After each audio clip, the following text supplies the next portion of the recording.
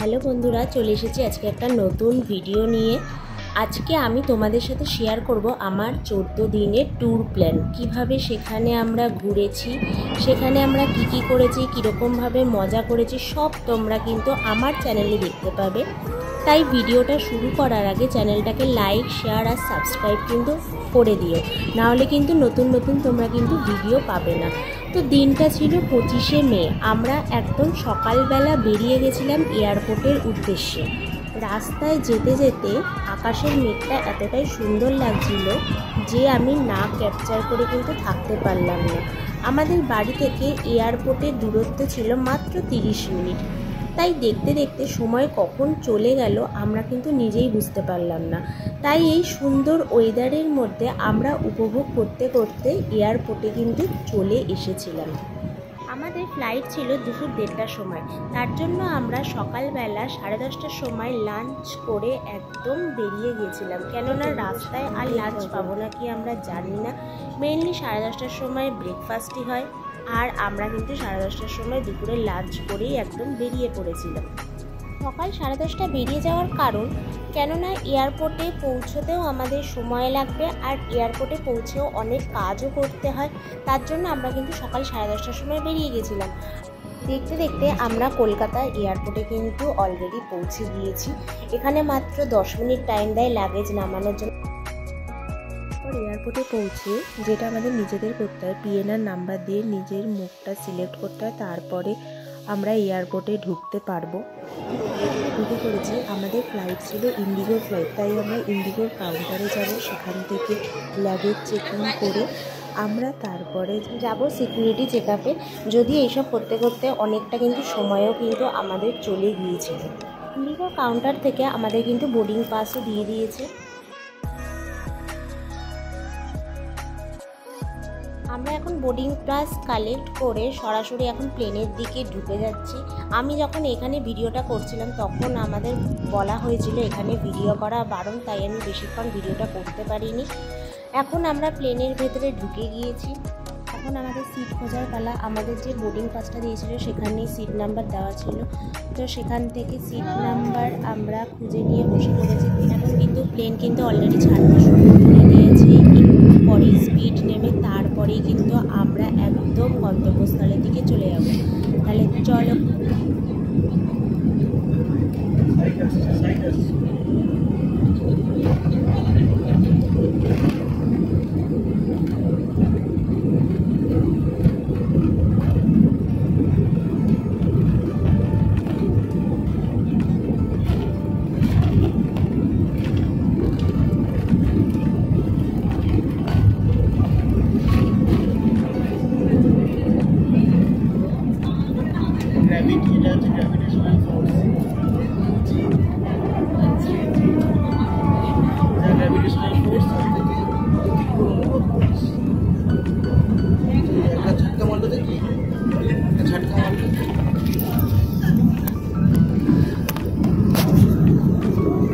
Plane যখন ওপরে উঠে যায় তারপরে এই যে ওপর থেকে যে কলকাতার পুরো দৃশ্যটা দেখতে লাগে, সত্যি এক কথা বলতে অসাধারণ। এক নজরে পুরো কলকাতা শহরটাই যেন দেখা যায়।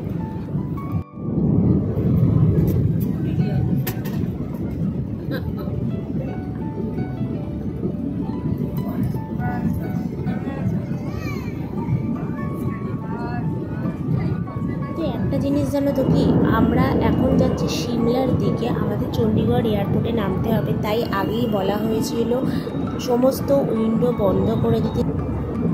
2017-তে এসেছিলাম, আজ 7 বছর পর এখানে এসেছি। ঠিক ওইখানটায় বসে আমি আগে ফটো তুলেছিলাম, এবার হয়তো তোলা হবে না, কেননা স্ট্রিক্টলি প্রহিবিটেড করা আছে।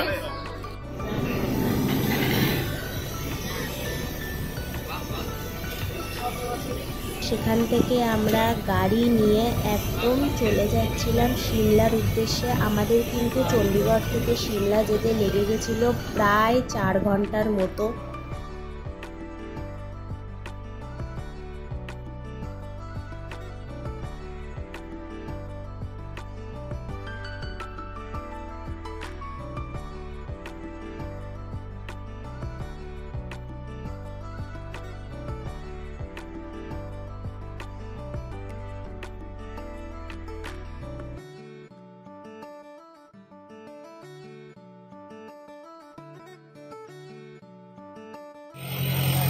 আমরা হিমাচলে প্রায় ঢুকে গেছি। এখন একটা রেস্টুরেন্টের সামনে দাঁড়িয়েছি। এই দেখো তার ভিউ রেস্টুরেন্টটা। এখন কারেন্ট অফ হয়ে গেছে, তাই জেনারেটর চলছে বলে এরকম দেখাচ্ছে, না হলে খুব সুন্দর একটা রেস্টুরেন্ট, আর তার খাবার কোয়ালিটিও ভীষণ ভালো। আর এখন আমরা আবার গাড়িতে উঠছি। ফাইনালি আমরা সিমলায় পৌঁছে গেছি। এটা আমাদের সিমলার হোটেল। দেখো এবার আমি আমার রুমটা দেখাচ্ছি। এটা হলো তার রিসেপশন, আর এইটা হচ্ছে আমাদের রুম। ছোট্টখাট্টোর মধ্যে রুমটা বেশ সুন্দর করে ডেকোরেট করা, খুবই পছন্দ হয়েছে রুমটা। আর এইটা হচ্ছে রুমের বাথরুম, বেশ সুন্দর, পরিষ্কার পরিচ্ছন্ন, খুবই সুন্দর। অল ওভার রুমটা ভীষণই সুন্দর হয়েছে। কেমন লাগলো ভিডিওটা অবশ্যই জানিও। দেখা হচ্ছে নেক্সট ভিডিওতে। ততক্ষণের জন্য টাটা। আর আমার চ্যানেলের সাথে থেকো কিন্তু।